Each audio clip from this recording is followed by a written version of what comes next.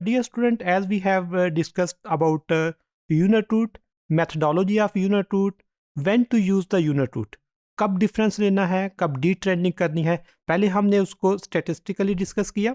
Then we have discussed on the basis of like E views. देन हमने उसको formal और इनफॉर्मल मेथड से वो किया. No, I think you have developed your idea of cointegration, you have developed the idea of ARDL, you have the idea of unit root, time series statistics के कौन कौन सी techniques हो सकती हैं. हम अपने डेटे को किस तरह कंफर्म करेंगे कि हमारे डेटे की नेचर क्या है. हमारे जो मॉडल में वेरिएबल्स हैं, कौन से वेरिएबल I0 हैं, कौन से वेरिएबल I1 हैं, कौन से वेरिएबल I2 हैं, उनकी बेस पे हम आगे डिसीजन लेंगे हम किधर मूव करेंगे. तो नेक्स्ट स्टेप इज को integration estimation in E views. And you know that co-integration is basically long run association among the study variable. अब long run association के लिए हम again with the help of example, not हमारे पास उस तरह comprehensive हमने theory अभी develop नहीं की, हमने डेटे को उस तरह स्क्रूटनी नहीं की. हम एक सिर्फ प्रोसीजर को डिस्कस कर सकते हैं. How to find the cointegration, how to detect the like unit root problem और स्टेशनरी और नॉन स्टेशनरी को किस तरह चेक करेंगे, कौन से हम डायग्नोस्टिक्स यूज कर सकते हैं. तो अब हम ई व्यूज की हेल्प से को इंटीग्रेशन की तरफ मूव करते हैं, क्योंकि को इंटीग्रेशन की पहली कंडीशन है कि आपके जो वेरिएबल हैं वो I1 होने चाहिए. तो हम अपनी सीरीज में से कोई भी दो I1 वेरिएबल लेके उनको उन पे रिग्रेस करते हैं. Dear student, this is your E views work file, and in E views work file if we assume that we have two variable with I1 integrated of order 1, like if we have GFCF and we have GDP.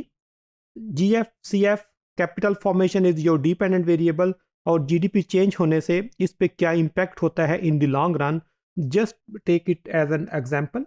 Click right on the selected variables, then open as a group, open as a equation, open as a VAR. VAR की shape में हम इसको ओपन करेंगे. Then there is the option of vector error correction. हम error correction के through VECM model इस पे अप्लाई करेंगे.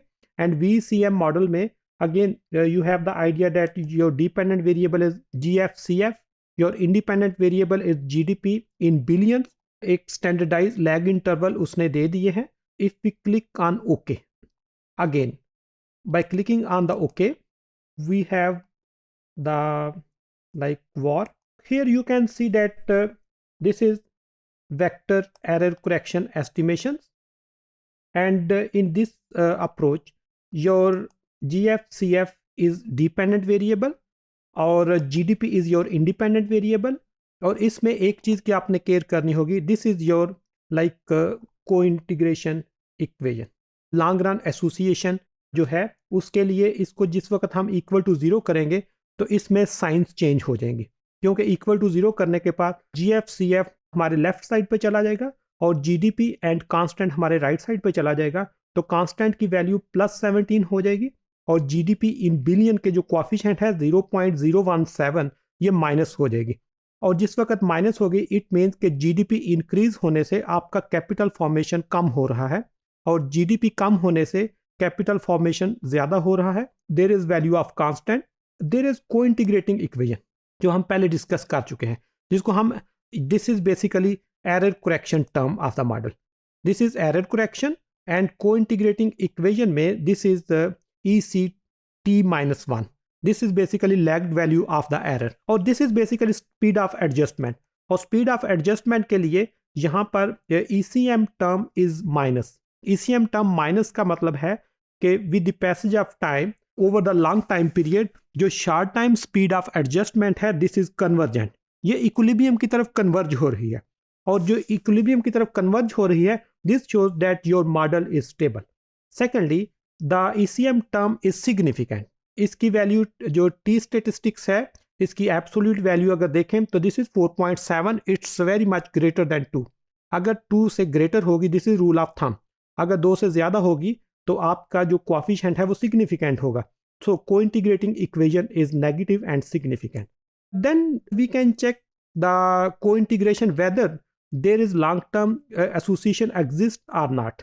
You have to click on the view, and in view you have the option of co-integration test. By clicking on the co-integration test, you have the option that there is intercept. Yes, there is intercept in your data. By clicking on the OK, this is co-integration test. As you know, theoretically, we have discussed that there are two approaches to find the long-term association, to find the co-integration, whether there is co-integration in the data or there is no co-integration. The first one is trace value. This is trace value, and on the basis of trace value, आप show कर रहा है trace value indicate one co-integrating equation at 5% level of significance कि there is co-integration, क्योंकि आपकी जो probability है ये भी show कर रही है there is co-integrating equation. Secondly, the trace statistics, the calculated value of trace statistics is greater than the critical value at 5%. अगर trace statistics is greater than the critical value या probability is less than 0.05, it means there is long run association. The second method for detecting the co-integration existence in the data is maximum eigenvalue, and the criteria is again same. If maximum eigenstatistics is greater than 5% critical value, there is co-integration in the model, there is long run association in the model. और यहाँ पर आप देख रहे हैं maximum eigen value is 20.66 which is greater than 5% level of significance which is 14.26. और last thing, probability value is significant. It means के at 5% level of significance हमारे दोनों test trace statistics and maximum eigen value indicate that there is long run association among the variable, there is long run relationship. Simply हम कह सकते हैं there is cointegration in this situation. Secondly, if there is co-integrating equation, then what is the term of error correction model? Error correction की हमने पहले discuss किया है, the value is negative and significant. It means the model is stable and converging toward equilibrium with the passage of time.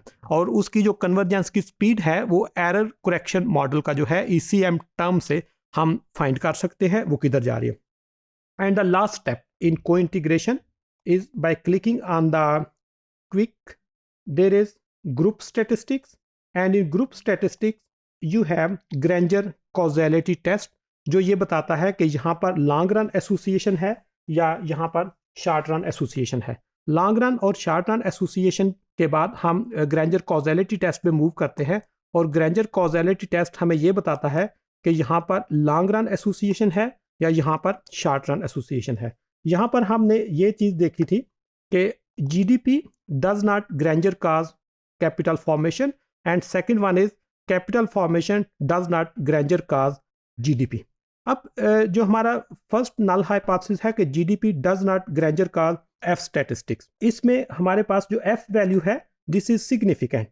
Significant का मतलब है हम H0 को रिजेक्ट कर रहे हैं, और H0 को जब रिजेक्ट करते हैं तो it mean GDP cause capital formation. GDP change होने से कैपिटल फॉर्मेशन आपकी चेंज हो जाती है. Second one is capital formation does not Granger cause GDP. इसको भी हम वो एक्सेप्ट कर रहे हैं, और इसका मतलब है कि yes GFCF capital formation Granger cause GDP. यहाँ पर भी हम नल हाइपोथेसिस को रिजेक्ट कर रहे हैं. दोनों में क्योंकि हमारी F वैल्यू सिग्निफिकेंट है, ये 1% पे है, and second one at 5%, which shows that yes अगर GDP Granger cause GFCF and GFCF does not Granger cause, there is unidirectional relationship.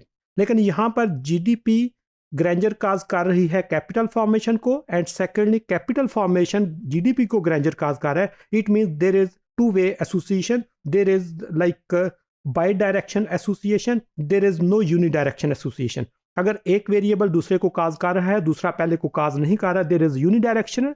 And if first second को काज कर रहा है, सेकंड फर्स्ट को काज कर रहा है, there is by directional causality. और ये भी हमें बताती है कि हमारा GFCF कैपिटल फॉर्मेशन जो है GDP को काज कर रहा है, और GDP ग्रेंजर काज कर रहा है कैपिटल फॉर्मेशन को. देर is two way association in the study variables.